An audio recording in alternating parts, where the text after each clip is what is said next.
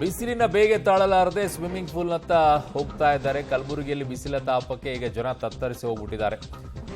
ಸಿಕ್ಕಾಪಟ್ಟೆ ಬಿಸಿಲು ಹೆಚ್ಚಾಗ್ತಾ ಹೋಗ್ತಾ ಇದೆ. ಈ ಬಾರಿ 46-47 ಡಿಗ್ರಿವರೆಗೂ ಕೂಡ ಹೋಗಬಹುದು ಅಂತೇಳಿ ಪ್ರತಿ ವರ್ಷ 45 ಡಿಗ್ರಿ ಇರ್ತಾ ಇತ್ತು. ನೋಡ್ತಾ ಇದ್ದೀರಾ ಈಗ ಜನ ಎಲ್ಲ ಕೂಲ್ ಆಗೋಕ್ಕೆ ಸ್ವಿಮ್ಮಿಂಗ್ ಪೂಲಿಗೆ ಹೋಗ್ತಾ ಇದ್ದಾರೆ. ಬಟ್ ಇದರದ್ದು ಸಮಸ್ಯೆನೂ ಆಗುತ್ತೆ. ನೀವು ಮಧ್ಯಾಹ್ನ ಹೊತ್ತಲ್ಲಿ ಹೋಗಿ ಸ್ವಿಮ್ಮಿಂಗ್ ಪೂಲಲ್ಲಿ ಹಿಂಗೆ ಬಿದ್ದುಕೊಂಡ್ರೆ ಅದು ಆರೋಗ್ಯದ ಬಗ್ಗೆಯೂ ಕೂಡ ಸ್ವಲ್ಪ ಕಾಳಜಿಯನ್ನು ವಹಿಸ್ಕೊಳ್ಬೇಕಾಗತ್ತೆ. ಆಮೇಲೆ ಆರೋಗ್ಯ ಕೈ ಕೊಟ್ಟರೆ ಏನು ಮಾಡ್ತೀರಾ?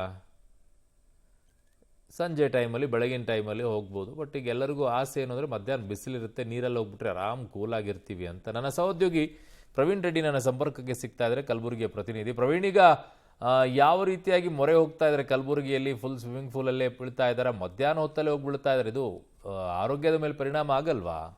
ಹೌದು ಅರುಣ್, ಏನಂದ್ರೆ ಕಲಬುರಗಿಯಲ್ಲಿ ದಿನದಿಂದ ದಿನಕ್ಕೆ ಬಿಸಿಲಿನ ಒಂದು ಉಷ್ಣಾಂಶ ಏರಿಕೆ ಆಗ್ತಾ ಇರೋದ್ರಿಂದ ಮನೆಯಲ್ಲಿ ಫ್ಯಾನ್ ಕೂಲರ್ ಹಚ್ಚಿದ್ರು ಕೂಡ ಆ ಒಂದು ಜನರಿಗೆ ಯಾವುದೇ ರೀತಿಯಾದಂತಹ ತಂಪಗೆನೆ ಗಾಳಿ ಸಿಗ್ತಾ ಇಲ್ಲ. ಹೀಗಾಗಿ ಅನಿವಾರ್ಯವಾಗಿ ಏನಂದ್ರೆ ಸ್ವಿಮ್ಮಿಂಗ್ ಪೂಲ್ಗಳ ಒಂದು ಮೊರೆ ಹೋಗಿದ್ದಾರೆ. ಕಲಬುರಗಿ ನಗರದಲ್ಲಿರುವಂತಹ ಯಾವುದೇ ಸ್ವಿಮ್ಮಿಂಗ್ ಪೂಲ್ಗಳಲ್ಲಿ ಹೋದ್ರೂ ಸಾಕು ನೂರಾರು ಸಂಖ್ಯೆಯಲ್ಲಿ ಯುವಕರು, ಬಾಲಕರು ಸೇರಿದಂತೆ ವೃದ್ಧರು ಎಲ್ಲರೂ ಕೂಡ ಏನಂದ್ರೆ ಸ್ವಿಮ್ಮಿಂಗ್ ಪೂಲ್ನಲ್ಲಿ ಮೊರೆ ಹೋಗಿ ಏನೋ ಒಂದು ಈ ಒಂದು ಬಿಸಿಲಿನ ಒಂದು ತಾಪಮಾನವನ್ನ ಕಡಿಮೆ ಮಾಡಿಕೊಳ್ಳುವಂತಹ ಪ್ರಯತ್ನಕ್ಕೆ ಮುಂದಾಗಿದ್ದಾರೆ. ಕಲಬುರಗಿಯಲ್ಲಿರುವಂತಹ ಚಂದ್ರಶೇಖರ್ ಪಾಟೀಲ್ ಸ್ಟೇಡಿಯಂ ಸೇರಿದಂತೆ ಬಹುತೇಕ ಎಲ್ಲ ಒಂದು ಸ್ವಿಮ್ಮಿಂಗ್ ಪೂಲ್ಗಳಲ್ಲೂ ಕೂಡ ಇಂಥದೇ ಒಂದು ದೃಶ್ಯ ಸರ್ವೇ ಸಾಮಾನ್ಯವಾಗಿ ಕಂಡು ಬರ್ತಾ ಇದೆ. ಯಾಕಂದ್ರೆ ಪ್ರತಿನಿತ್ಯ 44-45ರಷ್ಟು ಉಷ್ಣಾಂಶ ಈಗ ಬಿಸಿಲು ದಾಖಲಾಗ್ತಾ ಇರೋದ್ರಿಂದ ಮಕ್ಕಳಲ್ಲಿ ತುಂಬಾನೇ ಸಮಸ್ಯೆ ಆಗ್ತಾ ಇದೆ. ಅದರಲ್ಲೂ ಕೂಡ ಸ್ಕಿನ್ ಡಿಸೀಸ್ ಸಮಸ್ಯೆಗಳು ಕೂಡ ಹೆಚ್ಚಾಗ್ತಾ ಇರೋದ್ರಿಂದ ಮಕ್ಕಳು ಏನಂದ್ರೆ ಒಂದಿಷ್ಟು ಆ ಸಮಯದಲ್ಲಿ ಅಂದ್ರೆ ಯಾವಾಗ ಬಿಸಿಲು ಹೆಚ್ಚಿನ ಉಷ್ಣಾಂಶ ದಾಖಲಾಗುತ್ತೆ ಸುಮಾರು 12ರಿಂದ 3 ಗಂಟೆವರೆಗೂ, ಸೊ ಆ ಒಂದು ಸಮಯದಲ್ಲಿ ಸ್ವಿಮ್ಮಿಂಗ್ ಪೂಲ್ ನತ್ತ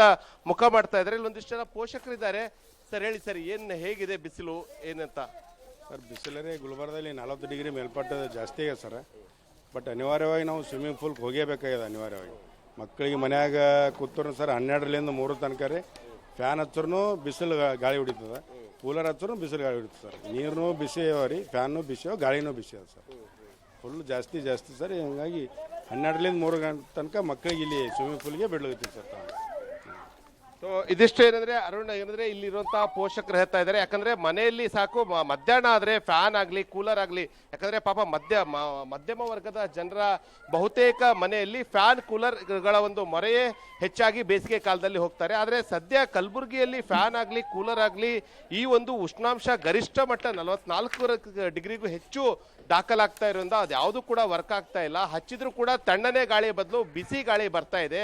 ಹೀಗಾಗಿ ಆ ಒಂದು ಸಮಯದಲ್ಲಿ ಮಕ್ಕಳನ್ನ ಈ ಸ್ವಿಮ್ಮಿಂಗ್ ಪೂಲ್ಗಳಂತ ತೆಗೆದುಕೊಂಡು ಬರ್ತಾ ಇದ್ದೀವಿ. ಸೊ ಎಲ್ಲಿವರೆಗೂ ಕೂಡ ಬಿಸಿಲು ಕಡಿಮೆ ಆಗೋದಿಲ್ಲ ಅಂದ್ರೆ ಮಧ್ಯಾಹ್ನ 3 ಗಂಟೆವರೆಗೂ ಕೂಡ ಅಲ್ಲಿವರೆಗೂ ಕೂಡ ಈ ಮಕ್ಕಳನ್ನ ಇದೇ ರೀತಿಯಾಗಿ ಸ್ವಿಮ್ಮಿಂಗ್ ಪೂಲ್ ನಲ್ಲಿ ಆಟ ಆಡೋದಕ್ಕೆ ಬಿಡ್ತಾ ಇದ್ದೀವಿ ಅಂತ ಪೋಷಕರು ಕೂಡ ಹೇಳ್ತಾ ಇದ್ದಾರೆ. ಸೊ ಈಗ ಸದ್ಯ ಹವಾಮಾನ ಇಲಾಖೆ ಅಧಿಕಾರಿಗಳು ಕೂಡ ಇನ್ನಷ್ಟು ಡೇ ಬೈ ಡೇ ಬಿಸಿಲಿನ ತಾಪಮಾನ ಏರಿಕೆ ಆಗ್ತಾ ಇದೆ, ಆಗೋದಕ್ಕೆ ತುಂಬಾನೇ ಚಾನ್ಸಸ್ ಇದೆ. ಸೊ ಪ್ರಿಕಾಷನ್ಸ್ ಅನ್ನ ತೆಗೆದುಕೊಳ್ಳಿ ಅಂತ ಎಚ್ಚರಿಕೆ ಕೊಟ್ಟಿದ್ದಾರೆ. ಈಗ ಸದ್ಯ ಕಲಬುರಗಿಯಲ್ಲಿರುವಂತಹ ಜನ ಏನಂದ್ರೆ ಒಂದು ಕಡೆ ತಂಪು ಪಾನೀಯಗಳ ಬರೆ ಹೋದ್ರೆ ಇನ್ನೊಂದು ಕಡೆ ಸ್ವಿಮ್ಮಿಂಗ್ ಪೂಲ್ಗಳ ಬರೆ ಹೋಗಿದ್ದಾರೆ. ಅರುಣ್. ಓಕೆ ಪ್ರವೀಣ್, ನಿಮ್ಮೆಲ್ಲ ಮಾಹಿತಿಗೆ ಧನ್ಯವಾದಗಳು.